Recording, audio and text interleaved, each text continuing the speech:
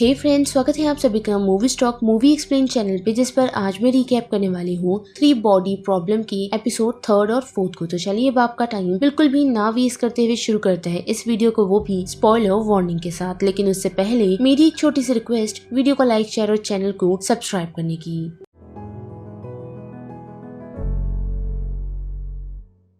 तो एपिसोड की शुरुआत हमें दाशी से दिखाई जाती है, जिसे एक और साइंटिस्ट की लाश मिली है, लेकिन इस बार उसे उसके पास वही गेमिंग मास्क भी मिला है। जिसके बाद ये सीन मूव होता है ऑगी, सॉल, जिन और जैक की तरफ, जहाँ सभी लोग बैठ अपने एक और दोस्त की मौत के बारे में बात कर रहे हैं। जिस दौरान ऑगी उन सभी को ये बताती है कि उसे भी वो काउंटडाउन नजर आ रही थी, लेकिन अपने कामों को रोकने से ये सारी चीजें ऑटोमेटिकली रुक गई। लेकिन उससे अब उसका फ्यूचर खराब होने वाला है, क्योंकि उसका बिजनेस बंद हो चुका है। और इतना कहकर वो वॉशरूम के लिए जाती है तो उसकी नजर उसी गेमिंग मास्क पर पड़ती है, जिसे वो पहन लेती है। और ठीक जैक की ही तरह उसे वो गेमिंग लेडी आकर खत्म कर देती है। जिसके बाद ऑगी उस मास्क को नीचे लाकर उसके बारे में जानने की कोशिश करती है, जिसमें जैक और जिन उसे बताते हैं कि वेरन ने लाश से इस्तेमाल किया था। साथ ही उन लोगों को ऐसा भी लगता है कि ये गेम उनके माइंड को कंट्रोल करता है। और बात करें जैक की, तो उसे कोई भी आइडिया नहीं कि उसके घर में वो गेम किस तरह पहुंची, जिसकी कोई भी रिकॉर्डिंग भी उसके पास मौजूद नहीं। जिस कारण ऑगी उन लोगों से ये प्रॉमिस लेती है कि वो दोनों इस गेम को अब दोबारा नहीं खेलेंगे, जिसके लिए वो दोनों रेडी तो हो जाते हैं, लेकिन छुपते छुपाते वो दोनों एक दूसरे के साथ मिल उस गेम को कंटिन्यू करते हैं। साथ ही वो दोनों उस गेम की दुनिया में इतने मगन हो चुके हैं कि वो लोग वहाँ के सूरज और काफी सारी चीजों की रिसर्च भी कर रहे हैं, जिनकी इस रिसर्च पर और किसी की नहीं बल्कि दाशे की नजर है। और फिर वो दोनों फिर से लेवल 2 में जाते हैं, जहाँ जिनकी मुलाकात उसी छोटी बच्ची सिंह से होती है, जिसे इस बार वो बचाने का वादा कर सीधा राजा के पास निकल जाती है। जहां हम देख पाते हैं कि 2 साइंटिस्ट ऑलरेडी मौजूद है, और जिन उन्हें ये कहती है कि उसने इस वर्ल्ड के यानी कि सूरज के बारे में काफी सारी रिसर्च की है, जिस बारे में वो उन लोगों को समझाती है कि उनके वर्ल्ड के आसपास 3 सूरज है, जिससे बार बार ये वर्ल्ड टकराते रहता है। यानी कि उनके आसपास 3 बॉडी मौजूद है, जिससे उनका वर्ल्ड टकराते रहता है, जिस कारण ही उनका वर्ल्ड बार बार खत्म होता रहता है। और ये सारी बात राजा को अच्छी तो लगी है, लेकिन सही नहीं, जिस कारण वो अपने सैनिकों को कहकर जिनको मारने के लिए कहता है। लेकिन कुछ हो उससे पहले ही हम सिंह को देख पाते हैं, जो घोड़े पर जलती हुई बैठकर महल के अंदर आ चुकी है, क्योंकि फिर से आग के कारण वर्ल्ड खत्म हो रहा है। लेकिन उस सिचुएशन में जिन और जैक खुद को बचाने में कामयाब होते हैं, और बाहर आते ही वो देख पाते हैं कि ये पूरी दुनिया लावा में बदल चुकी है। और वहाँ उनसे मिलने के लिए और कोई नहीं, वही गेमिंग लेडी आ पहुँचती है, जो उन्हें बताती है कि उनकी थियरी सच है। तो वो लोग तीसरे लेवल के लिए तैयार है। जिसके बाद ये सीन मूव होता है दाशी की तरफ, जो वेड के साथ बैठ उसी मास्क को चेक कर रहा है। और वेड का ये मानना है कि शायद ये गेम इंसानों के दिमाग की क्षमता को चेक करता है, और शायद से जिस भी शख्स ने इसे बनाया है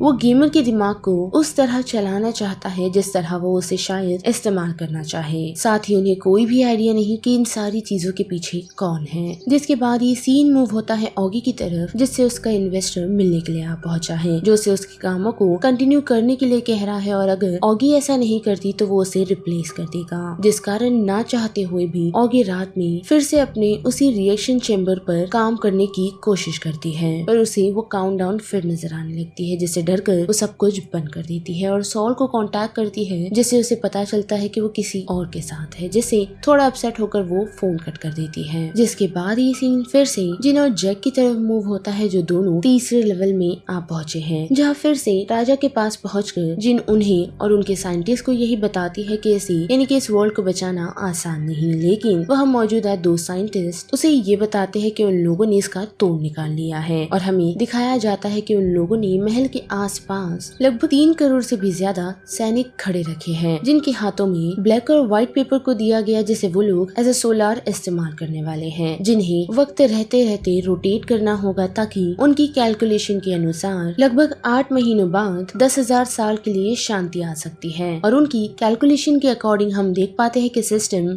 उन्हें 8 महीने बाद ले जाता है, जहां हम देख पाते हैं कि वर्ल्ड में अब शांति आ चुकी है, जिससे सभी लोग खुश तो है। लेकिन बात करें जिन की, तो उसका मानना ये है कि ये सारी चीजें फिजिक्स से सॉल्व तो की जा सकती थी, लेकिन यहाँ की ग्रेविटी के चलते आसान नहीं है, जिससे वो साइंटिस्ट नाराज हो जाते हैं। और साथ ही राजा भी जो उन लोगों को सजा दे देता है, वो भी बॉइलिंग वाटर में डालकर। लेकिन देखते ही देखते वह ग्रहण लग जाता है, जिस कारण सभी लोग आसमान में उड़ने लगते हैं, यानी कि ग्रेविटी उस धरती पर कम हो हो जाती है, जिस कारण ही सभी लोग आसमान की तरफ बढ़ रहे हैं, जहाँ फिर से जिन की नजर सिंह पर पड़ती है और उसे वो बचाने की कोशिश करती है, लेकिन अफसोस वो उसे बचा नहीं पाती और जैक उसे लेकर एक चैम्बर में छुप जाता है, जहाँ हम जिन की मुंह से सुन पाते हैं कि ये गेम का मकसद इस वर्ल्ड को बचाना नहीं बल्कि इस वर्ल्ड के लोगों को बचाना है, जिस कारण हम उन लोगों की तरफ बढ़ती हुई फिर से उसी गेमिंग लेडी को देख पाते हैं, जो आकर जिनको कांग्रेट्स करती है क्योंकि उसने इस गेम का असल मोटिव ढूंढ निकाला है, जिस कारण अब वो चौथे लेवल के लिए तैयार है। जिसके बाद हम देख पाते हैं कि वही मॉनिटर पर बैठा शख्स इस बारे में अपने बॉस को इन्फॉर्म करता है, जो और कोई नहीं माइक है, और वो ये जान काफी ही खुश है कि जिन और जैक इस मुकाम तक आ पहुंचे हैं, जिस कारण वो उन्हें उनकी लंदन की मीटिंग के लिए इनवाइट करने के लिए कहता है और खुद रेडियो से किसी से बातचीत करता है, जिससे हमें ये समझ आता है कि शायद ये एलियंस है जिन्हें वर्ल्ड की सारी इन्फॉर्मेशन माइक पहुंचा रहा है ताकि उन्हें वर्ल्ड को कॉन्कर करने में आसानी हो। लेकिन उसी के साथ माइक उन्हें ये भी कहता है कि काफी सालों पहले एक लड़की ने उनसे कांटेक्ट किया था, वो भी बिना डरे। जिसके बाद हम देख पाते हैं कि जिन को और साथ ही जैक को लंदन आने का इनविटेशन मिल चुका है, जो दोनों ही लंदन आ पहुंचे हैं और वहाँ उन लोगों की मुलाकात टैटियाना से होती है, जो उन लोगों को कांग्रेचुलेट करती है। जिसके साथ साथ जैक उससे पूछता है कि उसकी टेक्नोलॉजी काफी अच्छी है और उन्होंने इसे बनाया कैसे है, जिस कारण वो उन दोनों को फिर से उसी मास्क को पहनने के लिए कहती है, जिससे उन्हें थोड़ी बहुत इन्फॉर्मेशन मिले। और जैसे ही वो लोग मास्क पहनते हैं तो हम देख पाते हैं कि वही गेमिंग लेडी और सिंह उन लोगों के सामने आते हैं जो टाइम को आगे बढ़ाते हैं, और फिर हम गेमिंग लेडी और जिन के बीच बातचीत होता हुआ देख सकते हैं, जिस बातचीत से हमें समझ आता है कि अगर एक धरती 3 सूरज से घिरी हुई हो तो उस धरती पर कोई सरवाइव नहीं कर पाएगा, जिस कारण उन लोगों को उस पृथ्वी को छोड़कर जाना होगा। और उसी वजह से दूसरी पृथ्वी से लोग इस पृथ्वी पर आने की तैयारी कर चुके हैं, जिससे जिन और जैक को समझ आता है कि ये लोग एलियंस की बात कर रहे हैं जो ट्रैवल कर अर्थ पर आ रहे हैं ताकि यहाँ पर एक नई दुनिया बसा सके। और मास्क निकालते ही उन्हें ये इन्फॉर्मेशन टैटियाना भी देती है, यही बताते हुए कि काफी समय पहले उनकी बातचीत एक चाइनीज लड़की से हुई थी, जिस कारण उन्हें सांटी कहा जाता है। और सांटी का मतलब बाहरी दुनिया के लोग होते हैं जो यहाँ आने के लिए ऑलरेडी निकल चुके हैं, लेकिन यहाँ पहुँचने के लिए उन्हें लगभग 400 साल और लगेगी, जिस कारण उन्हें उनका वेट करना है और आने की तैयारी करनी है। जिन सारी बातों पर जैक को भरोसा नहीं, क्योंकि उसे ऐसा लग रहा है कि एलियंस ने इस गेम को नहीं बनाया, और वो इतना कहकर वहाँ से चला जाता है। लेकिन बात करे जिन की तो उसे अभी भी इन सारी चीजों पर भरोसा है, जिससे टैटियाना खुश होती है और उसे बताती है कि वो जल्द ही एक और इवेंट को अटेंड करने वाली है, जहाँ उसके जैसे 4th लेवल के लोग मौजूद होंगे। लेकिन इतना ही नहीं बल्कि जिन को यहाँ पर ये भी पता चलता है कि उसकी पास्ट की सारी इन्फॉर्मेशन उन लोगों के पास है, जिससे वो थोड़ी हैरान है। लेकिन बात करें जैक की तो वो घर लौट चुका है, जहां उसे फोन में साथ ही उसके लैपटॉप में कहीं भी नेटवर्क नहीं मिल रहा, जिस कारण वो ऊपर जाने का डिसाइड करता है। और बाहर से हम देख पाते हैं कि दाशे उस पर नजर रखे हुए हैं, लेकिन ऊपर पहुंचते ही हम देख पाते हैं कि उसके पीछे और कोई नहीं बल्कि टैटियाना खड़ी है, जो जैक को पीछे की तरफ धक्का देकर उसे यही कहती है कि उसे गेम को कंटिन्यू करना चाहिए था। और इतना कहकर वो उसे खत्म कर देती है, जो सारी चीजें बाहर खड़े दाशे को नजर नहीं आती। लेकिन हम देख पाते हैं कि टैटियाना के वहां से निकलते ही वो सारी फुटेज डिलीट हो जाती है, जिसके बाद ये कहानी पास की तरफ बढ़ती है, जहां हम देख पाते हैं कि वेंजी की मुलाकात माइक से हुई है, जिस बातचीत में वेंजी उसे बताती है कि वो काफी सारी चीजें करता आ रहा है, साथ ही उसने ह्यूमंस के लिए काफी सर्व किया है, जिस कारण वो उसे कुछ बताना चाहती है, क्योंकि वेंजी के अनुसार जो ह्यूमैनिटी को वो बचाना चाहता है वो काफी समय बाद नहीं रहेगी, क्योंकि उसने कुछ ऐसे लोगों से बात की है जो जल्द ही वर्ल्ड में आने वाले हैं, जिसकी सारी इन्फॉर्मेशन उसने माइक को दी थी। जिसकी दूसरी तरफ हम देख पाते हैं कि जिन और ऑगी दोनों ही मिलकर जैक की लास्ट फुटेज देख रहे हैं, जिससे जिन टूट चुकी है, क्योंकि उसे ऐसा लग रहा है कि ये सब कुछ उसके ही कारण हुआ। जिसे ऑगी संभालते हुए यही कहती है कि ये सारी सिचुएशन दाशे और वेद संभाल लेंगे, लेकिन दाशे उसे बताता है कि उन्हें नहीं पता कि इन मर्डर्स के पीछे कौन है। साथ ही वेद उसे यानी कि जिन को ये कहता है कि उसे ये पता है कि जल्द ही उनकी मीटिंग होने वाली है, जिस मीटिंग में जिन को जाना होगा ताकि वो लोग उसकी और इन्फॉर्मेशन कलेक्ट कर पाए और वक्त रहते इन सारी चीजों को खत्म भी। और इतना कहकर वो लोग दूसरी तरफ चले जाते हैं, जहाँ हम देख पाते हैं कि वेड को ये पता चला है कि दाशी ने माइक की लोकेशन ढूंढनी है, जो काफी सारे लोगों के साथ एक ऑयल टैंकर में ट्रैवल कर रहा है। जिसके जवाब में वेड उसे यही कहते हैं कि जल्द ही वो लोग उसे भी पकड़ लेंगे। जिसके बाद हम माइक को देख पाते हैं, जिसके पास एक छोटी लड़की आ पहुंची है, जो उससे यही पूछ रही है कि गॉड के आने तक वो लोग जिंदा रहेंगे भी या नहीं। जिसके जवाब में माइक उसे कहता है, तो क्या हुआ अगर हम मर गए, क्योंकि शायद गॉड हमें वापस जिंदा भी कर सकते हैं। और उसी दौरान एक शख्स उसके पास एक लिस्ट ले आ पहुंचा है, जिसमें लंदन में आ रहे लोगों के नाम है। जिस लिस्ट को माइक अपने लॉर्ड के पास ले आता है, यानी कि उन्हीं एलियंस के पास, जो उसे ये बताते हैं कि उनकी इन सारी मीटिंग्स के बारे में उसके दुश्मनों को पता है, लेकिन उसे ज्यादा फिक्र करने की जरूरत नहीं, क्योंकि वो सारी चीजें संभाल लेगी। जिसके साथ साथ हम देख पाते हैं कि माइक उन्हें रेड राइडिंग हुड की कहानियां सुना रहा है, जिस कहानी को सुन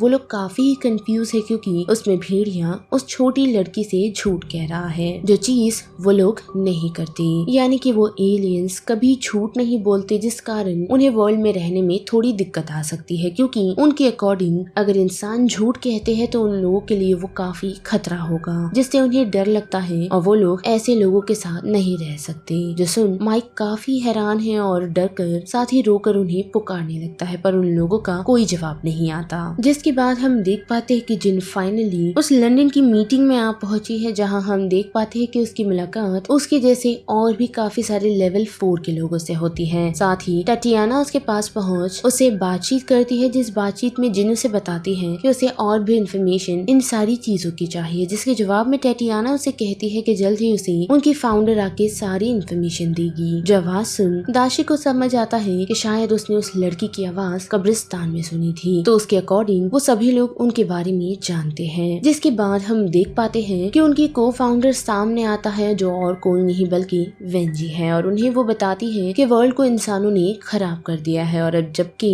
उन लोगों ने उनके भगवान सेंटी को ढूंढ लिया है, तो उन्हें यहाँ आने के लिए लगभग 400 साल लगेंगे, जिसके लिए उन्हें वर्ल्ड को तैयार करना है, ताकि आते ही वो लोग इस वर्ल्ड को ठीक कर सके। और इसी बातचीत के दौरान हम देख पाते हैं कि ऑफिसर्स उस एरिया में आ पहुंचते हैं, जिस कारण सभी लोग काफी घबरा जाते हैं। लेकिन टटियाना उन लोगों को शांत रहने के लिए कहती है, क्योंकि उनके लॉर्ड ने उन्हें कहा है कि वो सारी सिचुएशन संभाल लेगी। जो सुनकर वो सभी लोग वही बैठ जाते हैं, और हम देख पाते हैं कि टटियाना एक सोल्जर को शूट कर देती है, जिस कारण वो भी घायल हो जाती है। और भगदड़ी में कुछ लोग घायल हो जाते हैं, तो कुछ लोगों को ऑफिसर्स अपने साथ ले जाते हैं। साथ ही हम ये भी देख पाते हैं दाशी उस सिचुएशन से जिनको अपने साथ ले जाता है। लेकिन बात करें टटियाना की, जो घायल थी पर फिर भी वो इस सिचुएशन से बचकर निकलने में कामयाब हुई है। जिसके बाद ये कहानी नॉर्थ अटलांटिक ओशन की तरफ बढ़ती है, लेकिन ईयर है 1984, जहां हम वेंजी और मार्क को देख पाते हैं, जो दोनों ही मार्क की शिप पर आ पहुंचे हैं, जहां मार्क ने वेंजी के पुराने सारे सामानों को शिप पर ले आया है। और थोड़ी बहुत उस पर रिसर्च करने से मार्क को ये पता चला कि वो एलियंस वेंजी से कितना इम्प्रेस है, क्योंकि उसके जाने के बाद उन लोगों ने उसे काफी मैसेजेस भी किए हैं, क्योंकि उन्हें हमारे बारे में जानना है और साथ ही उनके बारे में भी हमें बताना है। और इतना कहकर वो वेंजी को किस करता है, क्योंकि उसके अनुसार वो उन सभी के लिए एक नई होप है। जिसके बाद ये सीन प्रेजेंट की तरफ बढ़ता है, जहां हम देख पाते हैं कि वेड वेंजी से सबसे पहले यही कहता है कि उन्हें शिप के बारे में पता है, और साथ ही उससे ये सवाल भी करता है कि जजमेंट डे पर क्या होने वाला है। जिसके जवाब में वेंजी सिर्फ उसे इतना ही कहती है कि जो आज वो कर रहा है वो चाहते थे, तभी ये सारी चीजें हो रही है, क्योंकि तुम सभी लोगों को अंदाजा नहीं कि वो क्या कर सकते हैं। लेकिन उसे इतना जरूर पता है कि वो जल्द ही धरती पर आने वाले हैं, और अगर वो लोग आ गए तो उसके लिए इंसान काफी ग्रेटफुल रहेंगे। और यहाँ पर 3 बॉडीज प्रॉब्लम का एपिसोड 3rd और 4th का रिकैप खत्म होता है, जिस बारे में आप सभी की क्या राय बनती है उसे लेकर आप मुझे कमेंट सेक्शन में बता सकते हो। साथ ही वीडियो पसंद आई तो वीडियो को लाइक, शेयर और चैनल को सब्सक्राइब करना मत भूलिएगा। बाकी मैं मिलूंगी आपको फिर किसी मूवीज या सीरीज के रिकैप के साथ। तब तक के लिए आप movie stock movie explain channel की बाकी वीडियोस को एंजॉय कीजिए। Till then bye.